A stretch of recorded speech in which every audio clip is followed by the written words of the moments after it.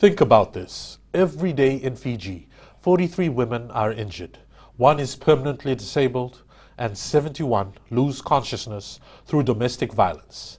Every day in Fiji. These are just some of the alarming figures from a survey conducted by the Fiji Women's Crisis Center in collaboration with the Fiji Islands Bureau of Statistics, titled Somebody's Life, Somebody's Business. Good evening, Fiji, and welcome to For the Record. We're extremely grateful to be joined once again by the coordinator of the Fiji Women's Crisis Center, Ms. Samima Ali. A very good evening to you, Samima. Good evening, Pavilion. Good evening, listeners. Now, last time you were here, we talked a little bit about this report just before it was launched. Now, what has the Fiji Women's Crisis Center endeavored to take on since this launch, and what has been the response like? The response has been tremendous. A lot of people are asking for the survey report. Government departments are asking for the survey report, which is a good thing. We ourselves, the Crisis Center and our branches, we are planning to get into the areas this year where where the report shows the highest prevalence of domestic violence. And I've just come back from Lambasa, and we've planned to go out to places like Tukavesi and then onto the islands, Rambi, and so on, as the year goes on. So that is the plan at this point in time, but also not only raising awareness, but how can we train women in those areas to be able to support survivors better, but at the same time doing also work with men so that men change their own behavior and influence change in other men's behavior. It's interesting that you point that out because you recently just had a workshop with your male advocacy group. Now, could you tell us a little bit about that? Yes, definitely. That's one of my pet hobbies at this point in time, or the most one that I'm very passionate about, and that is getting men onto the program. And this program started in 2002 when we first partnered with the Ministry for Women in Fiji, and decided that, if we're saying that men are the problem, they are the perpetrators, 99.999% are men as perpetrators, then they have to be part of the solution. We can raise awareness, we can change the laws, we can do all kinds of things, but unless there is a transformation in men's behavior, then we will not get anywhere. So having that in mind, we looked at programs throughout the world, what was working, what was not working, and we came up with a very home-cooked recipe for how we were going to work with men. Now, what was that going to be like? Yes, well, it's good because we looked at how we had been successful in raising awareness with the women. Okay. And that's 1 week of, I call it baptism by fire, and that is like they go through gender training, gender awareness, looking at women's work, male privileges, and comparing, looking at the justice, injustice of it, a lot of introspection about their own lives, and looking at their own violence, going through domestic violence, the dynamics of it, the myths of it, the impact of it, and statistics, of course, all substantiated by statistics. And then they make plans and they decide whether they want to change or not. And the whole idea is for them first to change their own behavior and then influence other men's behavior. So we chose men, identifying men who were in places of influence. Okay. So these are traditional leaders, religious leaders, very important, policymakers, government policymakers, and of course the police, who are our major stakeholders in this work. And of course the military was involved. We had the Navy there, the correction services, social welfare, all this, and community leaders and youth leaders, and the media also. So they came on board, and we piloted it here in Fiji, and it worked out pretty well after the first 2 days of utter discomfort. Now this is back in 2002. 2002. And we also at that point in time were working with the military.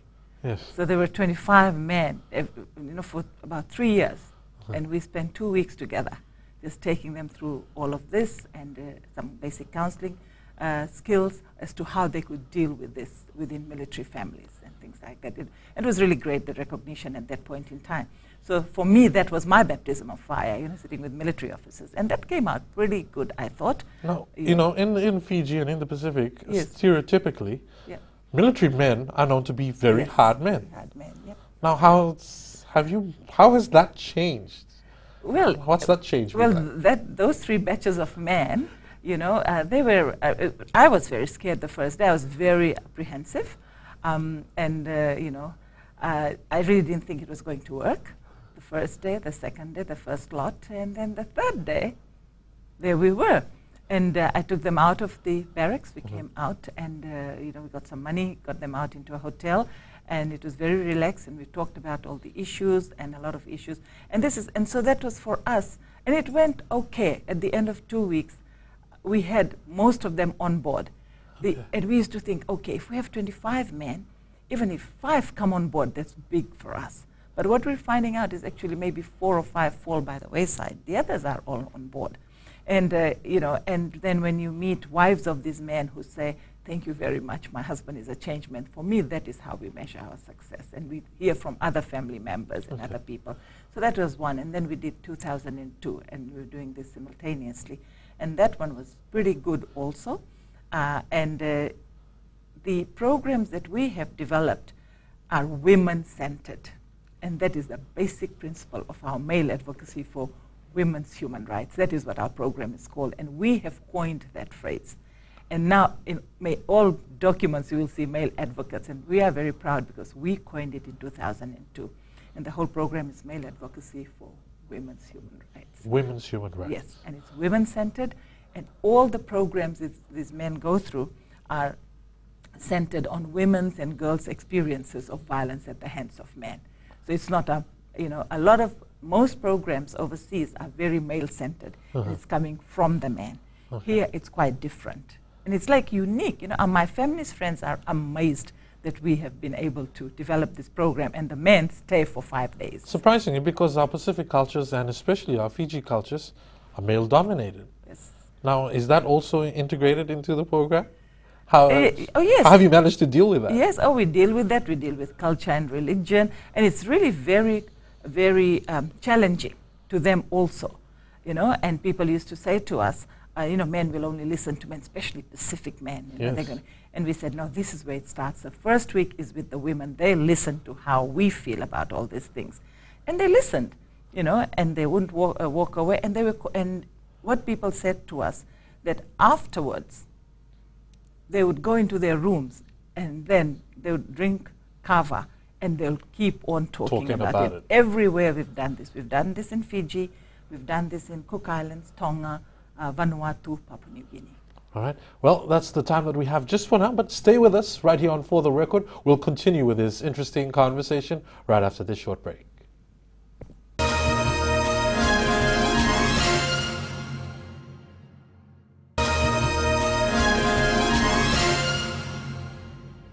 Welcome back to For the Record. We're speaking with the coordinator of the Fiji Women's Crisis Center, Samima Ali. Now, Samima, just before we went to the break, we were talking about how this new women's human rights and women-centered advocacy that you have with your male advocacy network, and it's gone regional. Yeah, you've had a national, you were talking about the national workshop from 2002. The response has been great. What about our regional male advocates? What has that been like? It's been really good. We go in at the request of our network members. So the women's groups that we work with, they ask us to come in. They've identified the men. So we do that together, like I would do it with my female counterpart there. So we'll do it together. And then, we've done it in Vanuatu, has got a very good program now. All over the island, they've got male advocates. Tonga, very good ones. Cook Islands, they have their own men's programs, but they went through the first one with me. And then Papua New Guinea, we have done 3 lots there. And the last one I did was last September for senior, very senior PS level civil servants. And that was 1 week. And and people said it was not Papua New Guinea. Yes. But the men listened because it's very simply taught. And you have to do it charmingly and not confrontational and blaming the men. The way one does it, I think, is very important. Okay. And you look at the whole genderization process of how girls grow up and boys grow up and why men behave in this manner. So we really look at those things, which is the root cause of violence against women and so on. Then we took them through the second stage with a masculinities expert. Again, I really looked him up, looked for somebody. I looked at all the programs. and finally found Stephen Fisher, so he takes us through the second stage. All the men, but we, the women, we sit in the back. We call it the witches sit at the back. You know, some of the network members, me included. Then they went through from the region, we picked the best. And other trainings that we do, our regional training program, we picked out real good men who showed a lot of promise, and we got them together. So the third one was where we got the regional, including Fiji, men together, and they developed a manual, a handbook, how to speak the language of women's human rights in their own community. And then this last one last week was a training of trainers for that handbook. You know, so we got the best there, and even if they don't become trainers, but it gives them confidence how to talk about it. And we were so happy. My counterpart from Vanuatu was with me, from Tonga, and Stephen Fisher, the masculinities person. And you know, we're really happy because from day one, these men were talking about what they have done over the last how many years, you know, different number of years they have had, and what they're doing, and what kind of influence they have had, and how it's changed their own lives. And we were just said, we're on, you know, like, it's really working. Then we had a 2-day perpetrator program. Again, we got someone from the No to Violence campaign in men's group in Melbourne in Australia. And as soon as it started, the men were so uncomfortable because they said, this is not woman-centered, this is not about women's human rights, this is men deciding what they're going to do. No, we don't want this perpetrator program. So there was another one that he gave as a model, one that is for the Tongan community in New Zealand. And again, the men said, no, the Tongan men, I had about 6 Tongan men in that group. And they said, no. Really? In Tonga, we have advanced. This is not, it is not women-centered, you know. So we then, at the end of we were together for about 8 days. At the end of it, we have decided the men have come up with the do's and don'ts of a perpetrator program, and we're doing a position paper on that now. So would you say that this particular network of male advocates of the Fiji Women's Crisis Center are a little bit more advanced than our, say, international partners? Definitely, I would say that. You know, it's just so unique. And all these men know they are accountable to the women's groups that are working on violence against women, the women's groups that have organized these things and who are the backbone of this program. And they're totally accountable. And they fall off. They fall off. So we hear about it, and people talk about them. And they dare not put a step wrong. For example, one of ours in Papua New Guinea, someone said, he's taken on a younger wife, and he's left his older wife. Made the investigation, he's fallen off. We don't want him anymore. Okay. As soon as one of them uses a prostituted woman, because we see that as a form of violence against women, right, and particularly married men, when they go out with other women and so on, they fall off. They sexually harass a woman, we get to hear about it, they fall off. We leave them behind. So how do we keep them from that falling off? You have to meet with them constantly, you know, and you have to continue encouraging them. And also, you know, the meetings that we have regularly, each one of us in our own countries, the network members, we have, like, I'm always on the phone to the police. We have trained a lot of police officers here, and some of the best police officers are those who have undergone this training, this kind of awareness, this program. So you have to keep in touch with them. But what we were amazed at was some of them who came, we hadn't been in touch so much, but they were speaking the language. But because they go around telling everybody, I'm a male advocate, you know, so people, when they put a foot wrong, somebody's sending us an email saying, check it out. You know? I was going to ask, how is the monitoring process with the male advocates here? We don't have to do any, the community does it, you know, the community itself does it, yeah. So. Well, what about our viewers right now? Say, for instance, someone's watching this evening and wants to be a part of this. What can they do? They give me a call, and you know, if we have enough people, if we have, say, 20, 25 men, enough people, or when we run the next one, definitely you will be on it. If you show interest, the best ones are the ones who show interest and want to be on it. They turn out the best. Those who are sent by their employers, they often, you know, don't want to be there. Some people send them because they say, these are wife beaters. You know, so we want them to straighten out. You know, straightening out takes a longer time. You know, like a longer time, you need another program for them.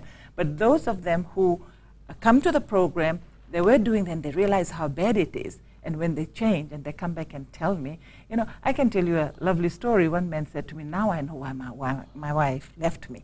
She's gone away to America with another man, and I'm doing that to my second one. this Valentine's Day, I'm sending her a card, and saying, sorry, sorry, sorry, and one day I want to ask for forgiveness, So things like that happen during this program. One man from Rakiraki cane cutting area, he said to me, I went home today, after 2 days, he said to me, I went home and called my wife by her name. And I said, what do you call her by? I say, hey, that's how my grandfather used to call, my great-grandfather. And that's how I called. He said, my wife nearly fainted. He said, you called my name. They'd been married 13 years. So some very nice stories. And when men are willing to open up, to us like that, then we know we're getting somewhere. Well, it's definitely a change. And I guess a change and also with culture, yeah? Yes. Well, stay with us right here on For the Record. There's more to come right after this break.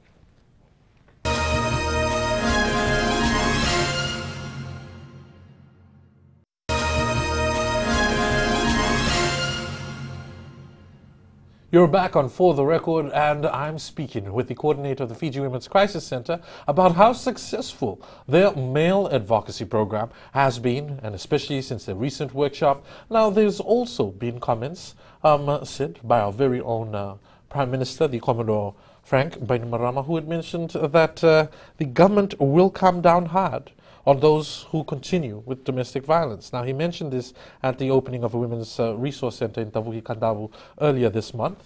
Now, what do you think? He's actually mentions the days of any lenient attitude to raping, demeaning, mistreating, and exploiting women are over. His instructions to the police that they should adopt a zero tolerance of all violence against women. What would you think? Is this good, bad? When I was listening to him, it was like I was talking. So especially coming down on the perpetrators, because we keep telling the media, the police and everybody, you have to talk to the perpetrators. You have to say, look out, we're going to come and get you. But instead of that, they usually say to the women, look out, be careful where you go, don't go out at night and things. So this is the first time that a political leader actually has said those words. And for us, it is really good. This is the kind of words that need to be said. And it was a very strong statement. And I did write to the media. We did a press release, but no one wanted to print it for some reason or other. I don't know. But I think it was very good, and we hope that, so we are, we hope that every political party leader makes those kind of statements and sticks to it. One of the areas that I have, we are concerned about is the fact of how the responses from certain government agencies is to women. So I'm hoping that while the commander is giving instructions for zero tolerance to all forms of violence against women when they're reporting and things like that, that actually it is carried out, that somebody is monitoring that the police are actually following the law, the domestic violence decree, the crimes decree, and the whole attitude within the police station and things like that. I really hope that monitoring of that goes on. Are you still finding cases which that particular attitude still is prevalent in police stations when women come to report cases of domestic violence? Yes, definitely, and we've just written a letter to the Commissioner of Police. While there are many police officers who do the right thing, we're still having quite a few, and we've got about 4 cases pending at the moment. We are trying to investigate it and document it to take it up, where women are actually, the DVROs are not given as they should be given. These are the domestic violence restraining orders. Women who are reporting rape, they are being blamed for making false allegations and things, and being charged for all those things. So we just find that, and the way the investigations are carried out, it's taking a long time. Like there isn't that interest with quite a few of the police officers in responding to these things. So we are sort of meeting with the various divisional commanders. We've written to the police commissioner, acting police commissioner. We're hoping for a response. That was 3 weeks ago. And if not, we are planning to visit the Prime Minister's office. But this is despite all the work that you've done together. Exactly. With the various agencies that you mentioned. Yes. You see, the thing is, we've been working, this year will be 30 years. So a lot of police officers, we used to go to the academy and do all that training, gender, rape, all those things. So those things don't happen anymore. We no longer go there. We haven't been there for the last 7 years. Right. So these police officers, we invite them to come to trainings that we are running. And a lot of the police officers who over the years got trained by us have left. They have retired. they've reached 55 and they have gone. And the new ones with whom we are finding a lot of difficulties are those who have not undergone the training. And it's really imperative that if the Prime Minister's he's true to his word, then these police officers need that training there. And the other thing is also we have got this wonderful legislation around domestic violence, right, and the crimes decree around sexual assault and so on. But we oftentimes find that the officers do not know the law. So those decrees haven't gone down to each and every police officer. So we're also offering that because we've got a legal team now who have, who do training of those decrees. So we're offering that also. You mean we still don't have police officers who aren't aware of this, and no. So that also just perpetuates all those other attitudes that they continue to level. Exactly. Okay, and these are just some of the difficulties we face. have, and then we also have difficulties within the court system. There are a lot of improvement. We're still having those kind of difficulties, and you really have to monitor. Our officers our counselor advocates are forever, either at the police station or at the courthouse or somewhere or other. We're writing letters all the time to the various government officials. But one thing is that when we do write the letters, we do get the responses. Okay, so at least you're getting the reports. Oh, yes. So for the record, are you happier now than you were before with how the government has responded? Or is that still a lot more work to do? There's still a lot more work to do. While we have this, bursts of positivity, positive things happening, there's a lot of work to be done. But would you say this would be a bigger step now, closer to having legislation as previous governments? Oh yes, definitely. Though I do have a difficulty with gender-neutral laws in domestic violence, but we can work through those things. All right. Yes. Well, we recently also had a visit from the Australian Foreign Affairs Minister, Ms. Julie Bishop, and also the Pacific Islands Forum Ministerial Contact Group, which I believe the Fiji Women's Crisis Centre also made a submission to. Now, can I ask, what did the Fiji Women's Crisis Centre make its submission on? Yes, definitely. I mean, it's not a secret. What we have always said, and we have talked about the Electoral Act, that we need to see it as soon as possible. Political parties need to see it as soon as possible. We have talked about issues of whether people who have declared themselves and are in government should actually be going around all over the place and campaigning, so to speak. Yeah. So we've brought up that issue. We're happy with the electoral people elected for the Electoral Commission, and we're hoping that they will be able to work independently with no interference, and that there is very little time left from now till the elections, and things need to happen fast. Right. Well, unfortunately, this is all the time that we have for this evening. Thank you very much for joining us on For the Record. For comments and questions, please you could send your email to us on fortherecord@fbc.com.fj. Join us again next week for more discussions on pertinent issues to all Fijians. Thank you very much, Samima. Thank you. Good night, Fiji.